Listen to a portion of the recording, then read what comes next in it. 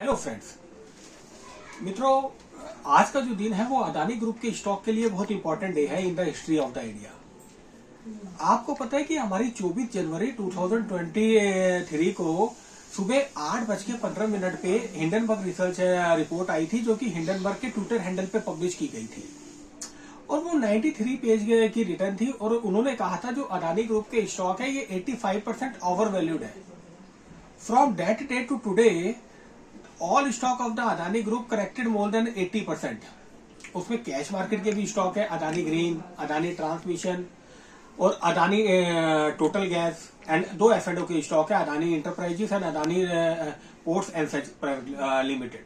अब आप मेरी बात को समझिए, मैं ये क्यों कह रहा हूँ आज का दिन बहुत ज्यादा इंपॉर्टेंट है। आज सुप्रीम कोर्ट का एक इंपॉर्टेंट डिसीजन आया है।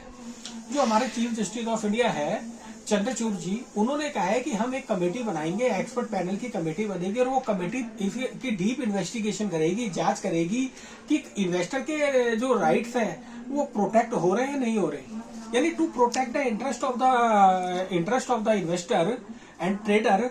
वो एक्सपर्ट पैनल की कमेटी जो है वो उसकी जांच करेगी। उसमें कौन कौन है मैं आपको बता दूं। एक तो रिटायर्ड जज हैं, केवी कामत जी हैं जो कि फॉर्मर सीईओ है आईसीआईसी बैंक के, और भी 2-3 लोग हैं उसमें। तो they have a vast exposure. इनके पास एक नल्ली किड़ी है जिन्होंने आधार कार्ड पे बहुत काम किया हुआ है, इन्फोसिस के फॉर्मर रहे हैं, अपना ग्रुप में बोर्ड ऑफ डायरेक्टर में रहे हैं। तो ये दीज पीपल जो कि इन्वेस्टिगेशन करेंगे कि अदानी ग्रुप के स्टॉक जो है वो बिल्कुल ठीक है या नहीं है। और दूसरी सबसे बड़ी बात, आज मैं एफआईआई का डाटा चेक कर रहा था, तो अभी जो मैं एफआईआई का डाटा देख रहा हूँ ये 12,770 करोड़ की बाइंग दिख रही है। और 12,770 करोड़ की नेट बाइंग देख के मैं सरप्राइज हो गया, क्योंकि इतनी बाइंग अगर आज एफआईआई ने की है तो फिर मार्केट हमारा गिरा क्यों? मार्केट गिरा इसलिए कि ये जो 12,770 करोड़ की बाइंग आ रही है ये नॉर्मल बाइंग नहीं है, ये ब्लॉक डील की बाइंग है। आज हमारे गोल्डमैन सैच ने और कई एफआईआई ने अदानी ग्रुप की 3 कंपनियों के शेयर खरीदे हैं कैश मार्केट में, जिसमें ब्लॉक डील भी है और बल्क डील भी है। दोनों का डाटा अगर मैं मिला दूं तो 15,000 करोड़ की ब्लॉक डील हुई है आज। लेकिन यहाँ डाटा आ रहा है 12,770 करोड़ का। इसका मतलब कहीं 2324 करोड़ रुपए की एफआईआई ने, जो रूटीन एफआईआई है मार्केट के, उन्होंने माल बेचा है। अब आप देखिए, मैं आपको बताऊं कि किस किस लोगों ने माल बेचा है। ये देखिए ब्लॉक डील की शीट है। Active emerging market equity fund ने 11 लाख शेयर खरीदे हैं 56 करोड़ के अदानी ग्रीन के। विटान इन्वेस्टमेंट ट्रस्ट पीएलसी ने 1.5 लाख शेयर खरीदे हैं 7 करोड़ के।